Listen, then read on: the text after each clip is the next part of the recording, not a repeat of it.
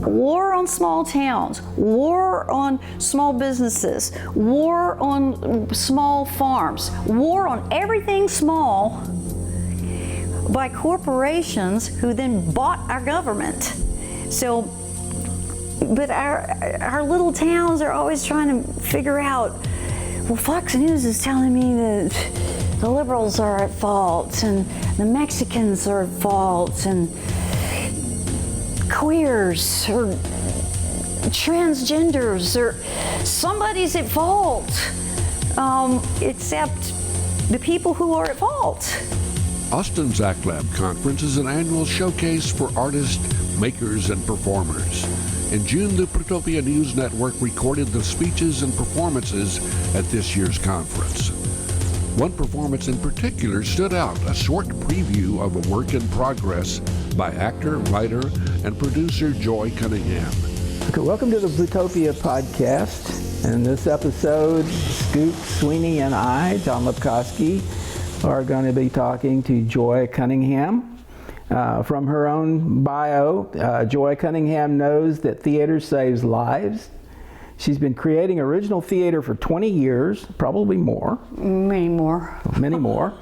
And working with, that's probably an older bio, right? And working with young people all her life. So she also does teaching. She also knows folks want to have fun. So her one-woman shows and workshops for youth are fun and funny. Joy's worked as an actor, singer, director, producer, writer, manager, and teacher across the country. An Austin talent agent dubbed Joy a self-contained theatrical unit. She has played over 60 stage roles. She's done film, commercials, print, and voiceover work. Now, Scoop and I met Joy at ACTLab 2019, a festival in June of 2019, where she was workshopping a performance piece that follows this interview. So, hello, Joy. Hi. Great to talk to you. Thanks for having me. Yeah. So tell us about your work. What is Theater to Go?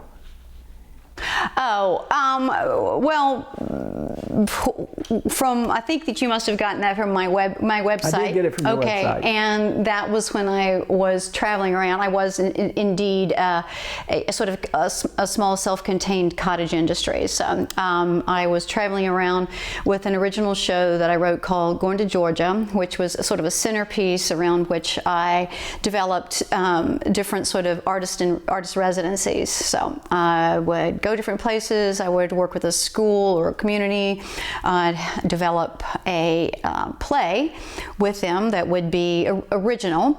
So we'd get the kids to write it or the group to write it, and then they would put it up. Or I would also, an interesting thing that I learned to do was to go in and work with teachers and use different aspects of theater and movement and art actually to help teach core classes within the Texas schoolwork framework. Is this mostly high school level? Or? No, actually more on elementary level. So anyway, so Theater to Go was just sort of my name for my business when I was promoting myself and traveling really around the country doing my show, going to Georgia, and then doing these artist residencies.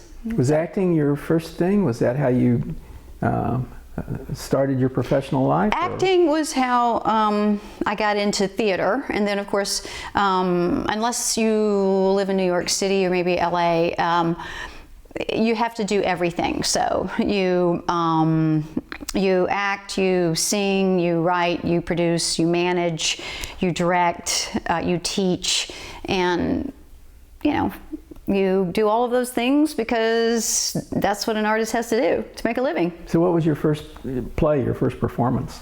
My first performance. My very first performance was as a student of the Academy Theater Performing Arts, or the Performing Arts of the Academy Theater in Atlanta, Georgia.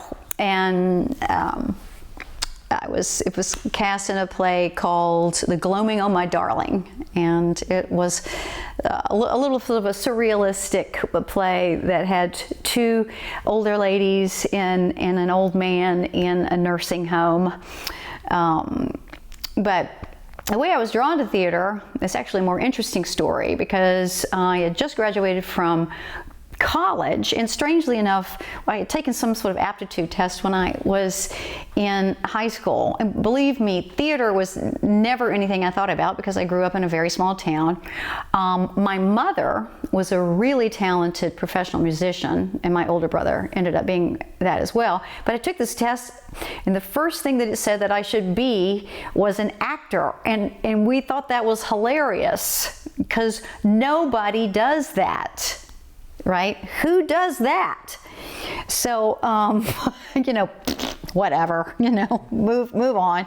So years later, I had a friend of mine, she was working in the promotional advertising office of the Alliance Theater in Atlanta, Georgia, and she got, you know, free tickets to everything. She asked me to go to see a play by an Irish play, Brendan Behan, called The Hostage, and it was at the Academy Theater, which was one of the oldest repertory theaters in the Southeast, and it was around for almost 40 years, and just super amazing.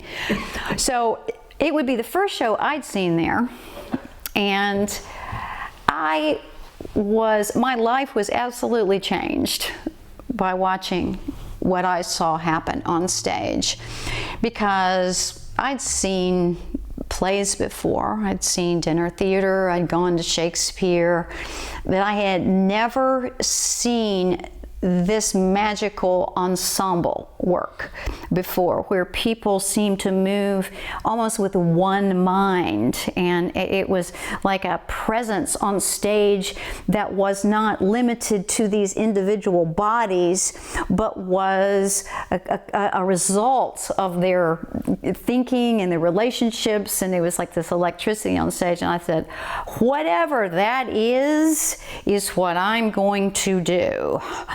I don't know what that is exactly, but I've never seen anything like it, and that is what I want to do.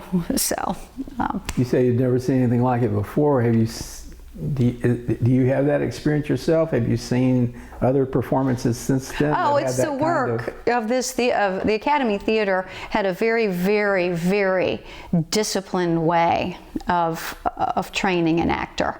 It was definitely not about putting on your makeup and putting on a costume and learning your lines and hitting your marks. It was really about creating connections and learning to use your mental and spiritual body to connect with other people and connect with the space and connect with everybody there. So I ended up, as it turned out, being invited to become a member of that company, and that's where I trained.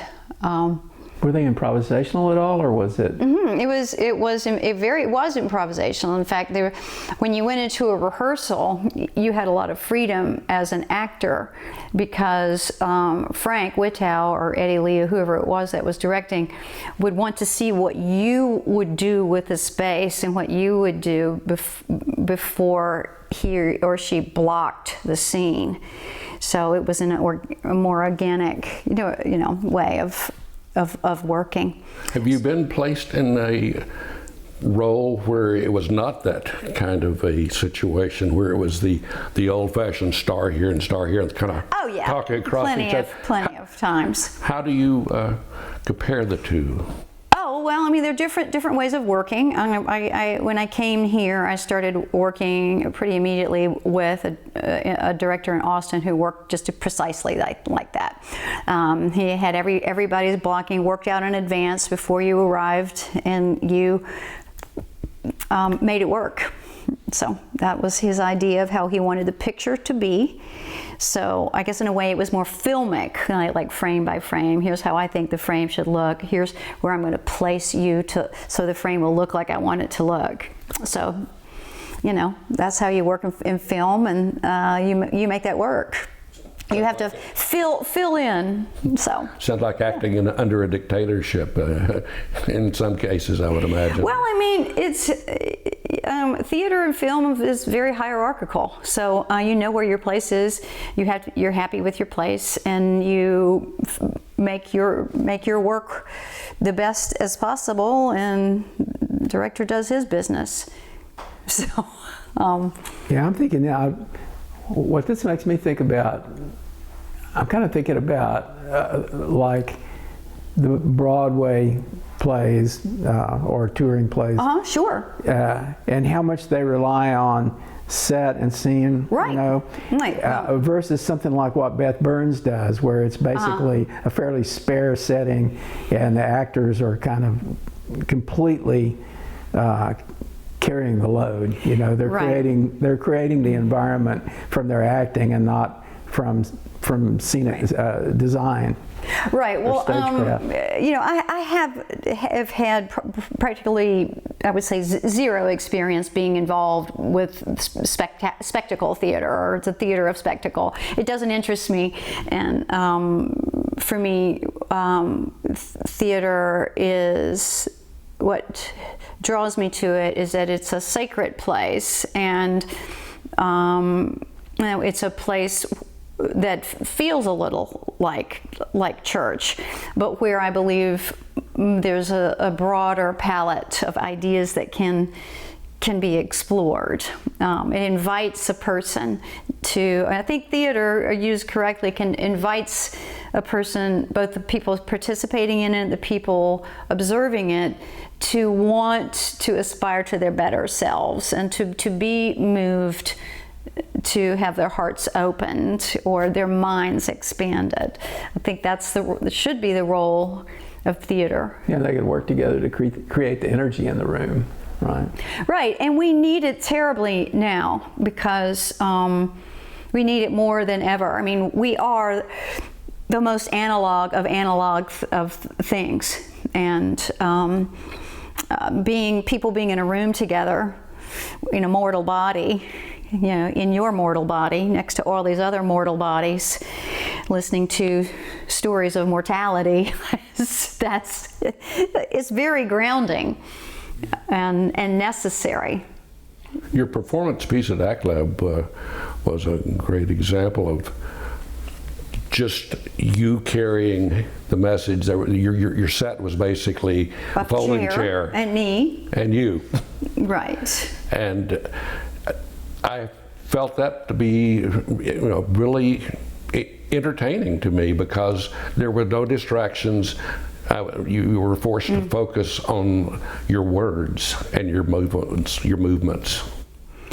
Right. I think there's a place in the world for that now. And, you know, people, you know, Going to Georgia was a show where I played many characters in a narrative form, right? Where the sort of trope was, or the organizing principle was a car trip from Virginia to South Georgia. That was the way that was organized. The way Welcome to Blackstone is organized is you have a small town in central Virginia, or south side Virginia, as they say in Virginia, at least where I grew up,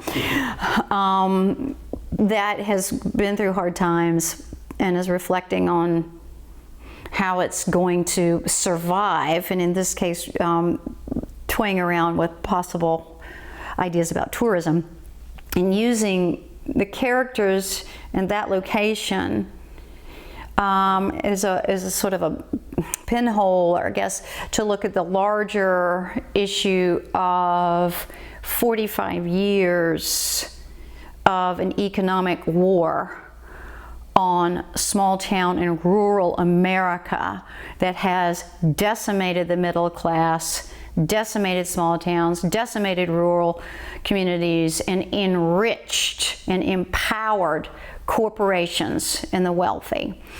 And I've watched this happen in horror unfold, before my eyes for 45 years. And again, this was what caught everybody by surprise in the election of 2016. And like I said, I never said I saw this coming, but I saw this coming.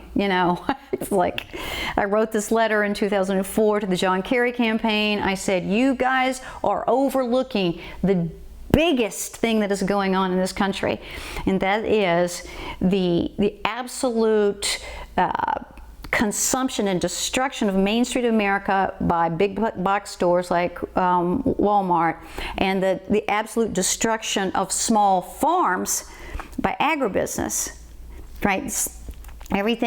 Nothing can be small. Everything has to be big. There's also industry. I mean, the industries within those towns have faded too. Right. They just, shipped them up, shipped them off, and sent them to Mexico or China or wherever else. Or brought in robots. Whatever. And actually, this happened. This is what irritates me. Thank you for bringing that up. Everybody likes to talk about robots. Let's stop talking about robots, okay? This happened long before robots, and none of this is robots' fault. Robots are coming into being now, and they may very well be a danger in the future. But this stuff was long before robots. Yeah, it's actually kind of a dubious thing, whether they're, when you have robots, you shift the responsibility of the people doing the work, but you don't necessarily pull the people all the way out of the equation. Right, and I'm just saying that those people were displaced before automation, right? This stuff started happening in the late 70s. Yeah. So, it was, it happened everywhere. War on small towns, war on small businesses, war on small farms, war on everything small by corporations who then bought our government. So, but our little towns are always trying to figure out, well, Fox News is telling me that the liberals are at fault and the Mexicans are at fault and queers or transgenders or somebody's at fault, except the people who are at fault. Well, the problem that urban liberals have, or one problem that urban liberals have, is that they don't know how to have any kind of conversation with those people in those small towns, but you seem to have got into their heads. How did you do that? I is their heads. So is that, did you come from a small town there. like that? Are you crazy? Yeah, me too, a little town. Yeah. My father worked in tobacco. His job was being a tobacco grader and eventually a tobacco market supervisor. He sold crop insurance. He had a bunch of kind of USDA jobs that he patched together during the year. He grew up on a tobacco farm. My mother grew up on a tobacco farm. I lived in a tobacco area where that was the cash crop. So in Welcome to Blackstone, are you sort of trying to open up that kind of experience so that more people can get their heads around it, or? People have been talking about, asking me to write about my hometown for about 30 years. And just because it's full of quirky people and they're hilarious. So please tell the story about, such and such a person. So this gives me an excuse to combine these two things. Right? Here's how life used to be somehow. Here are these wonderful characters who used to inhabit this place. Here's a picture of a functioning small town, which to me is a picture of a functioning democracy, right? It's a functioning economy where everybody drives the same car, right? Everybody lives in kind of the same house, the same looking house. Nobody is richer than, you're all just kind of in here together.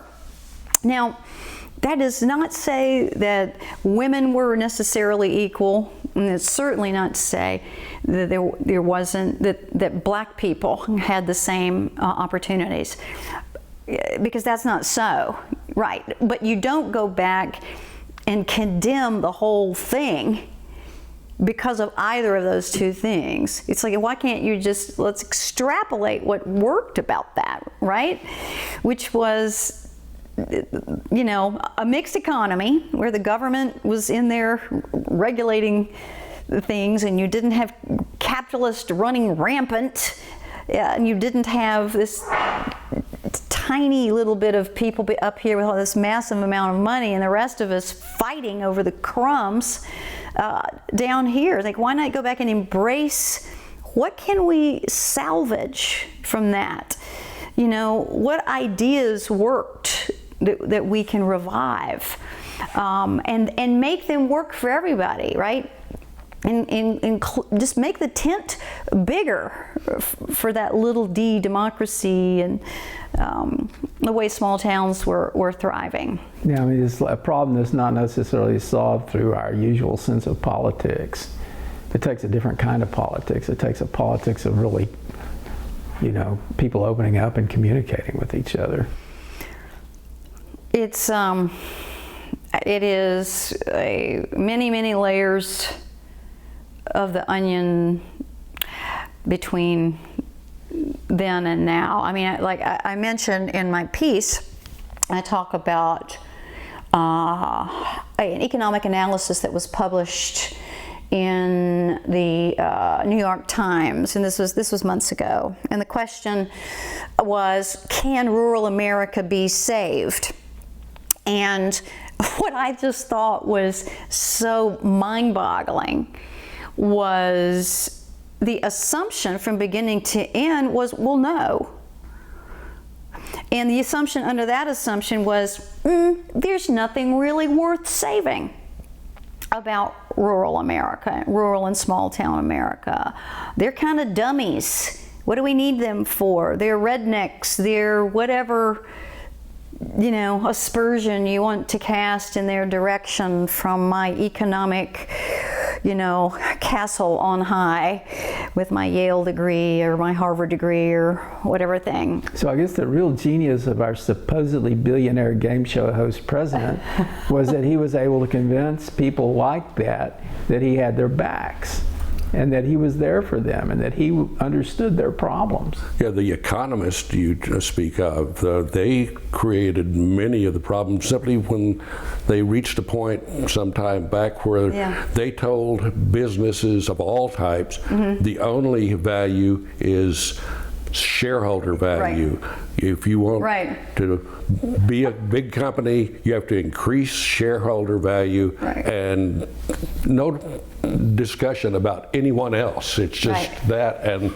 that has led us to the point where we are now, where all you see is economic disaster among a lot of businesses because they bought into that, and they ended up being overinvested and bankrupted. And how hilarious that the Business Roundtable meets and says, oh, we're going to change our ways now, and we're going to shift our focus from the shareholder, from the stockholder, and we're going to expand our consciousness to be the consumer and the citizen and the employee. Bullshit!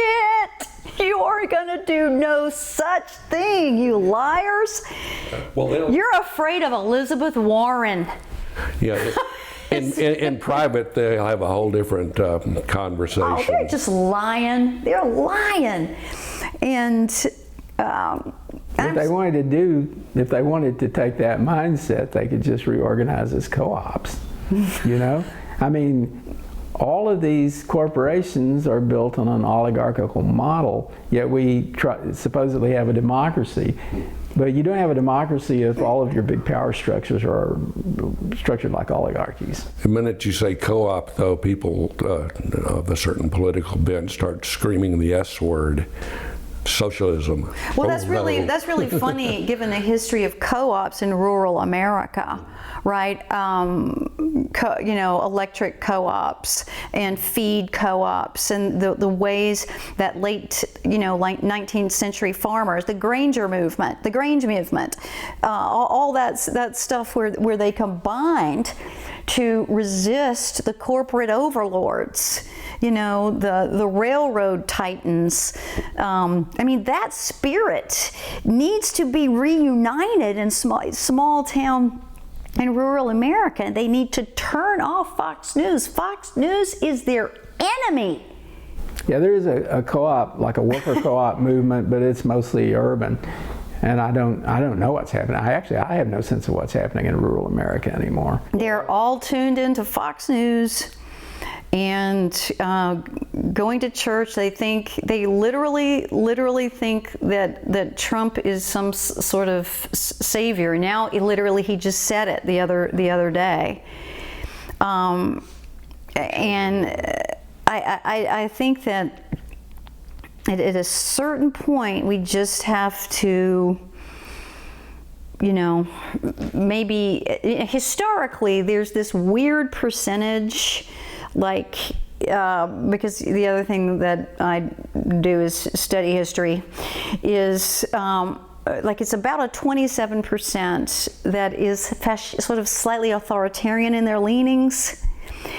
And you're not going to move that 27%. And it kind of runs through history, like people who support autocrats, just because they think that is the best way to run the world. So I think that here, rural America is just hurt. They're hurt. They were abandoned. They were abandoned by both parties. They were betrayed by both parties. That includes the Democrats, who didn't give a damn about them for decades. Is it cussing on this podcast okay? Because I've said several cuss words. It's the internet. You'd be surprised at what we've recorded. Okay. Actually, we just recharacterized ourselves as explicit. Yes. Yeah. Okay. So we're fine. All right. It's like I say in the show. What have you got to offer anybody anymore? You've got Walmarts, McDonald's, and meth labs.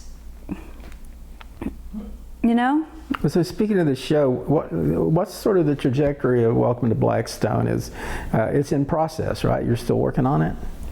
Oh, what's the trajectory of the show or the town? Well, no, the show. Well, kind of like, where are you going with that? Is that something that's still in process? Oh, absolutely. I want it to, about as long as a one-person show can operate is maybe it's like 70 minutes, right? So it's an hour and 15. That's about as long as a single person can hold anybody's attention. So even if you're playing a bunch of different characters. So there's a lot more that I want to put in. The church plays a huge role in a small town. So I haven't gotten in the church, the small town, the newspaper, the eccentric guy who kind of runs a yoga studio and has a live Facebook broadcast daily, and it's sort of, I don't know. So when it's ready, are you going to take it on the road? When it's ready, I certainly want to find a place to produce it in full. And what I did what a lot of people do is like I did, was I tested out my first 17 minutes of it at Frontera Fest. So that's short fringe. Short fringe, you got 20 minutes max. And then they have a long fringe. So I'm not going to have this ready by the submission date for Long Fringe.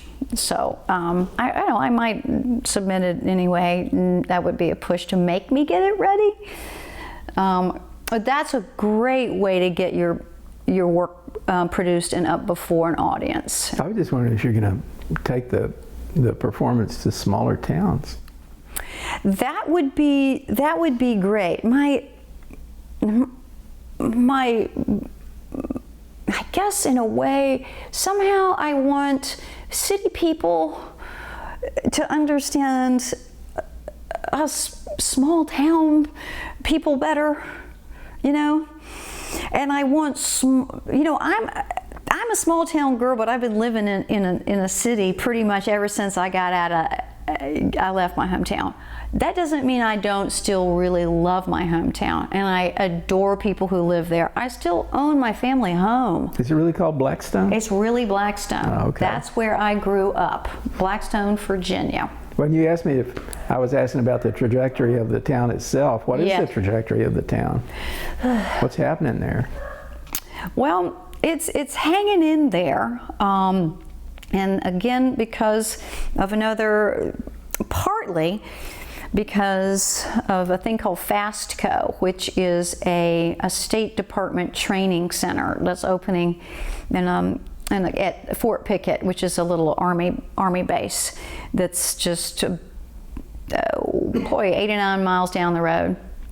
And everybody who grew up there had your first major job at Camp Pickett. So do they still grow tobacco there? What? Do they still grow tobacco there? There are a few people that really started, well, dying out a long time ago. Like, I don't know, remember the character Tommy Chumney that I play says, you know, that tobacco then, you know, is being grown.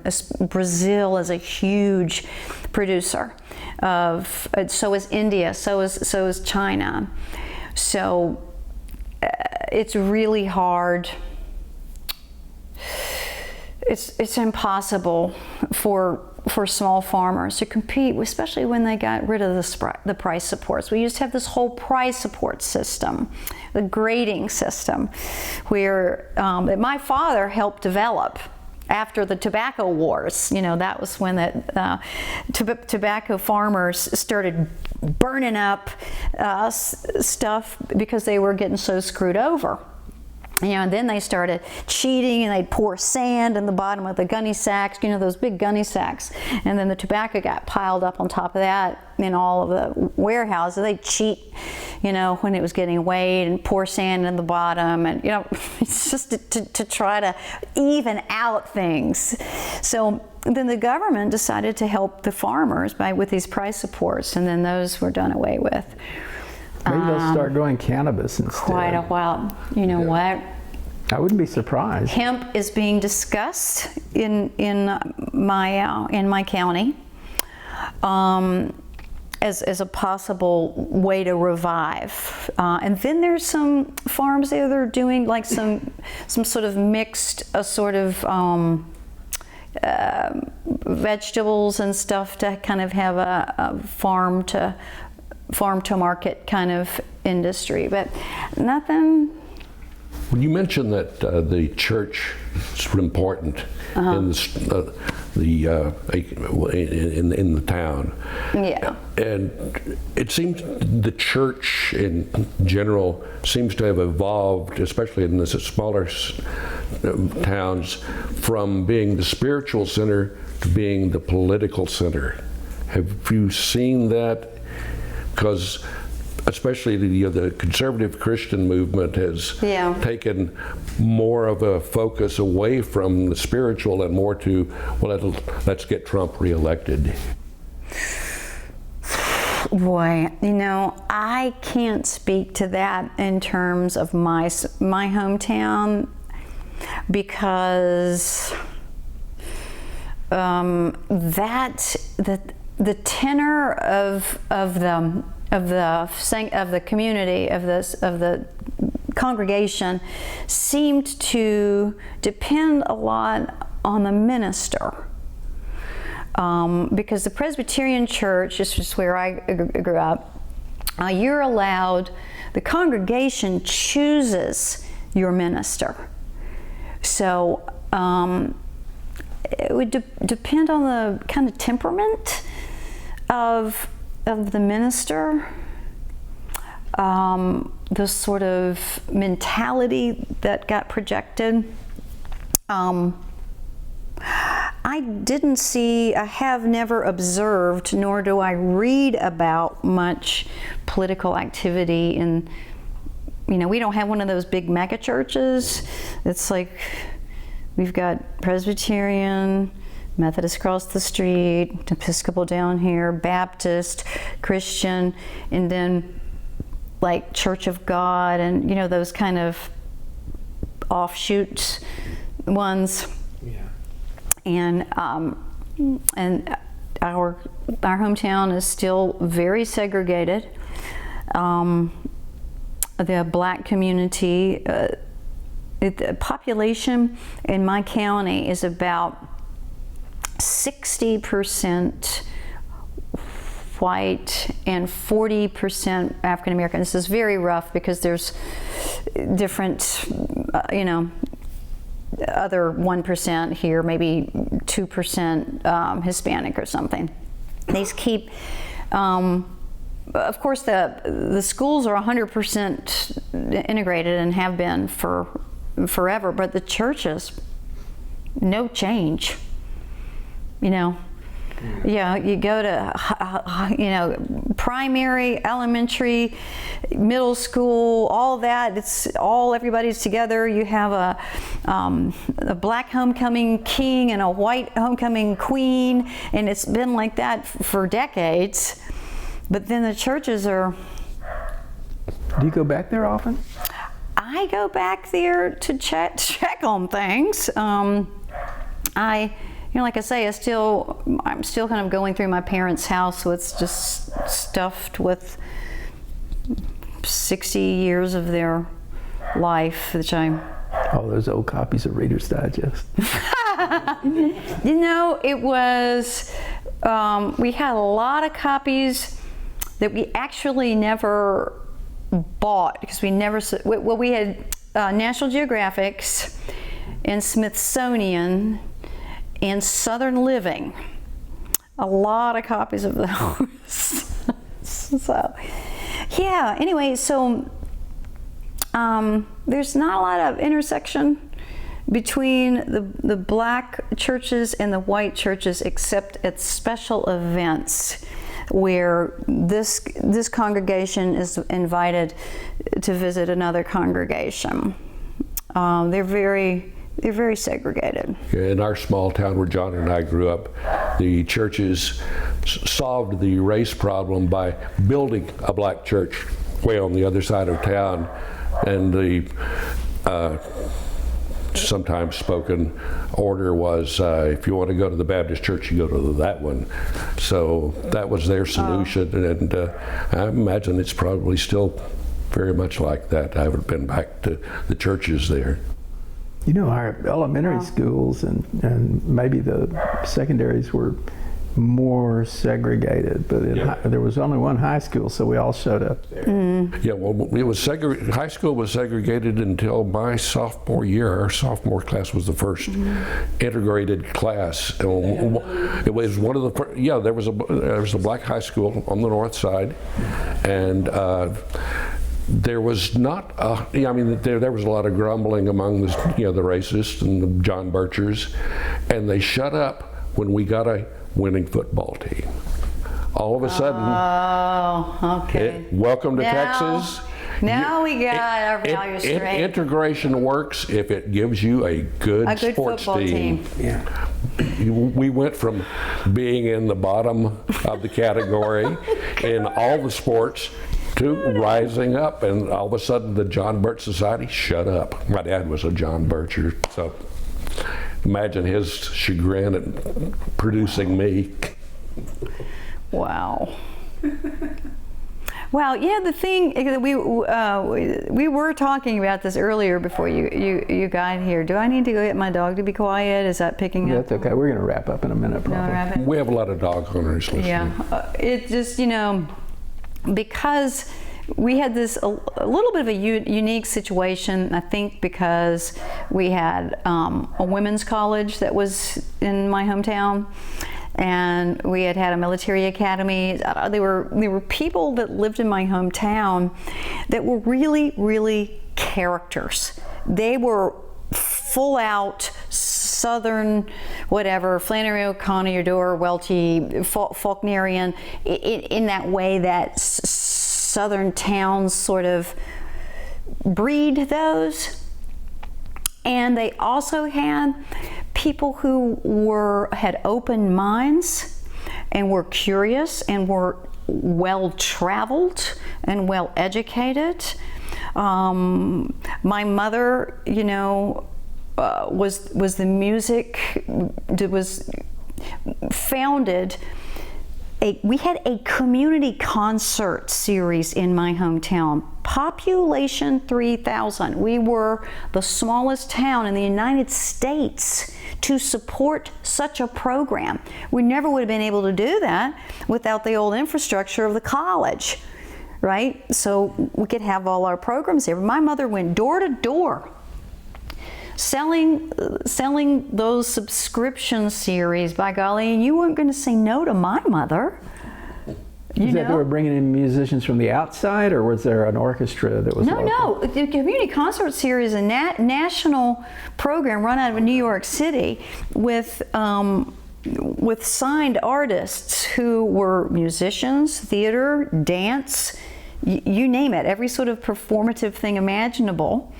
And you, as a sponsor of a program, would go and pick a season. Then you would book those people through the community arts program, and of course you would only be able to do that if you had enough subscriptions. So our little town supported a full season. Wow. For I don't know how many years, and I can remember sitting in that seat just, wow, that, Does that still exist, I wonder? The Community Concert Series, I'm pretty sure that it does, or something very similar that brings programs to small towns. We may have had that. So our town was 30,000 people, I think. But we had until the air base left. Yeah, and we had regular. Remember they would do plays at we had the community theater. I did a few sword carrier and spear carrier roles in the community theater, but they still have that, I believe. Well, these were people, they weren't big names, of course, but they were, people down the line who were certainly better than anything any of us had ever seen or would see, and brought enlightenment and stimulation to our community. We're going to introduce our listeners to your work. How Thank you. Would you introduce it? It is a peek into a small town trying to survive in an economic environment that has made that difficult for about 40 years. I play, I am the narrator. The narrator of it is really just me, Joy. And then Tommy Chumney is a character who's a farmer who stayed there. And then there's another person reading, who writes a letter. But it's just, I guess it's about 15 minutes of what will be a larger piece, which hopefully will give the listener a little bit of an insight into what it's like to be in a small town and try to hold it together when everything has been against you year after year. So welcome to Blackstone.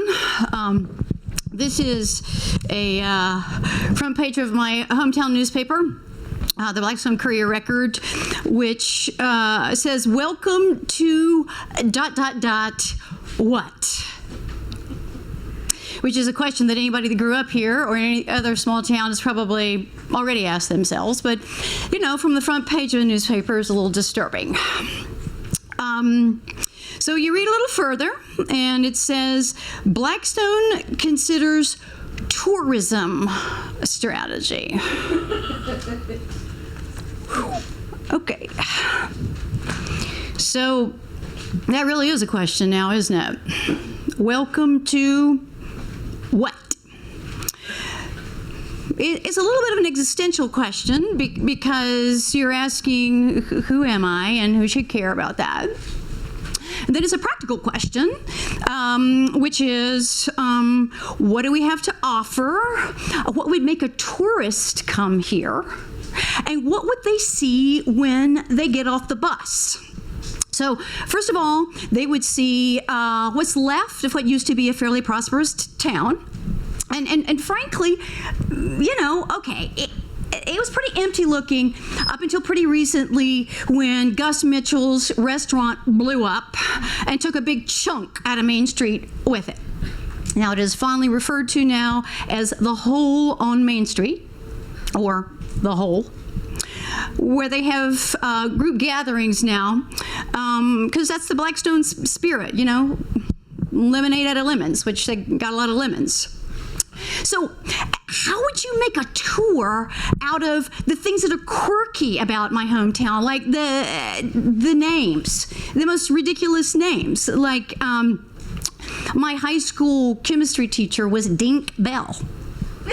Dink had eyebrows that went straight up, and he never combed them. It was really weird. Puny Nash, who wasn't. Walkie Talkie Robinson, who was. Then there was Teensy Fair and her sister Farley, Bowling Quick, Tinker Steinwan. I played basketball with all those girls. And then the grown-ups, Boozy and Dice Cobb. They were real. Boozy. Shoonie and Maxine Beach. And my favorite, Tootsie and Truly Orange. I can't make this shit up. And how would you make a tour of the weird shit that happens here? Like, welcome to Blackstone, where crazy shit happens.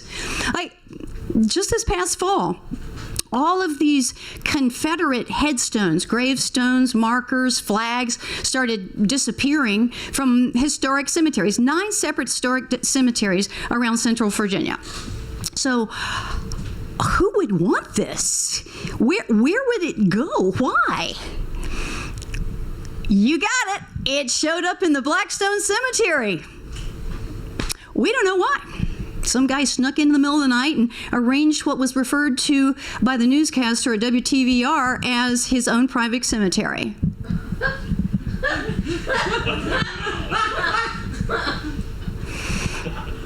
The cemetery in my hometown is named Lakeview, which is strange because there is no lake. None to view. That's just how it is in my hometown. It's quirky, you know, but it used to be kind of a level kind of quirky. Now it's just not so quirky, but more like all of the Fried Green Tomatoes characters died, and they were replaced by characters from a television show that I don't really want to watch. So, you know, some of the characters are the same. I grew up with this guy named Tommy Chumney. He's still there. He's working his daddy's tobacco farm. We grew up together. My daddy sold him crop insurance. So I asked him what it was like being there. And this is kind of what he said. I asked him how things had changed.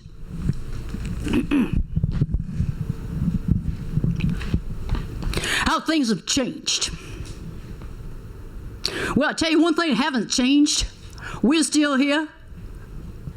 and we're still poor. That ain't funny. Well, quite a bit has changed around here. I mean, not as many farmers as there used to be. You can tell that driving through the country. I mean, a school bus doesn't even come out here through anymore. You remember how many people used to be on that bus when you and I were growing up? I think things started going wrong when the USDA told us we had to get big or get out. Get big or get out. That's what they said. And so we got big. We took out loans. We took out debt. We got big. You know, agribusiness got a lot bigger. And before you know it, China is growing tobacco. India's growing tobacco. Brazil is growing tobacco. How are we going to compete with that? We can't. That about broke Daddy's heart. So we can't. And, you know, some other things have changed since you were here, and some things you wouldn't even think about. Like, you know, we used to walk out. There were quail everywhere. Daddy could walk out the back door with his shotgun and bring in 3 or 4 quail for dinner. Your daddy remembers that. He was a bird hunter. Now there's not a quail to be seen. What we got is bear. What in the hell bear doing in Central Virginia? So I wondered for the longest time what happened. So I finally figured it out. It took me a while. So where do we used to find quail? Old cornfields, high grass. We don't have that anymore. What we got is woods, because when you got farms that close up, the woods take over. That's what we got, woods. And guess who loves a woods, and I don't mean just to shit in. Bear. Big old bear. Good Lord. You used to have to go up in the mountains to hunt bear. Now you got them going through the garbage. 700 pounds worth of them. It just doesn't seem like there's much room left in the world for small anymore. Although I do think it's funny, ironic, funny, that all those farmers who went big to keep from getting out had to get out anyway. I don't know. I'll tell you one thing, the young people are getting out. There's nothing here for them anyway. McDonald's, meth labs, bear. I don't know. I hope I've answered your question. I appreciate you asking. I appreciate you trying to understand. Well, the thing is, you know, I do mostly already understand. I just want other people to understand. I want people who can make a difference to understand. But what I notice is those people aren't making much of an effort. Like, I read an article in the New York Times by an esteemed economist that was entitled something like, Can We Save Rural America? So that were a question, or something that we would not want to do. And so the answers that they came up with were: 1, choose a few farmers and teach them how to use tech to farm. Leave them in the country. And then move the rest of them to cities and teach them how to code. So basically, just make everybody serfs on a tech plantation. Yeah. No wonder people are pissed. So, there are a few letters to the editor in response to this erudite approach to what to do to rural America. Of course, in this article, never once was there any suggestion as to what might be done to reconstruct, to heal, to revive this actual thing called rural America, this actual thing called a small town. So one of the letters to the editor shocked me unbelievably. And the guy, I had a feeling it was a guy, you know, one of those white guys at home behind his computer. Could that be you? And it was signed Peregrinus Erewhon. This is the New York Times, folks. Peregrinus is Latin for outsider. And of course, everybody knows that Erewhon is nowhere backwards. And this is the letter.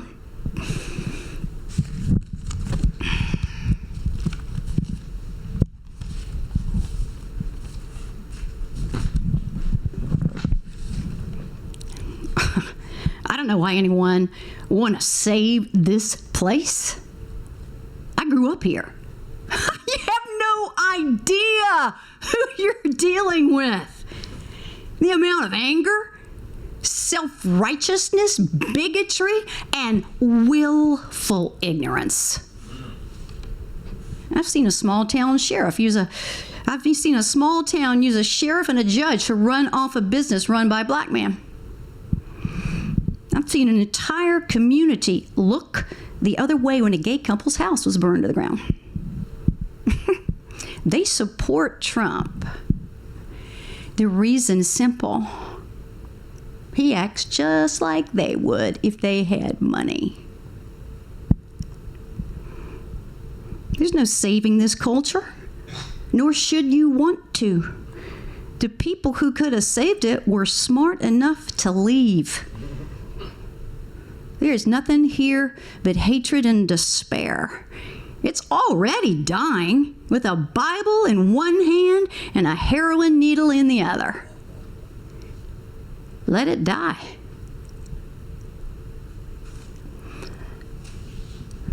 Let it die. That's what the town boy says. Is that it? Is that what we got? Let it die? Mic drop. So that, I understand that. I understand that feeling. I have a friend, she's a woman. She built a little cabin up in the mountains of North Carolina by herself. She thought it was going to be a refuge. Little did she know there was a creep who lived up the hill who didn't happen to care for either women or queers. Shot one dog, then shot another. My friend Missy decided she would go to the sheriff. What did the sheriff say? Nothing I can do. I get it. The word deplorable comes to your lips. But come on. Certainly there's something we can do other than let it die. I mean, we can't recreate everything, right? We can't go to my hometown. We can't bring back Winstead Florist and the hardware store and Nottoway Drug. We can't rebuild the dairy that was there, the huge small town infrastructure that existed there for decades. We can't blow up Walmart as much as we would like to, which is a place I try not to go to, but when I go home, I have to. And the last time I was there, I saw a friend from high school.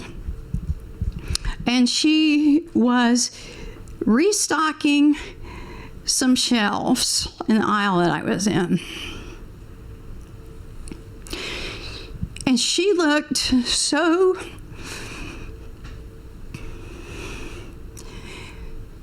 beat down.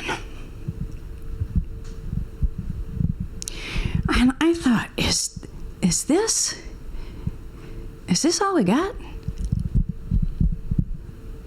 I mean, come on.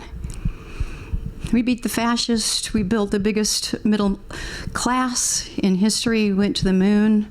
Surely we got an answer other than this. Right? This is America, right? That should mean something. Shouldn't it?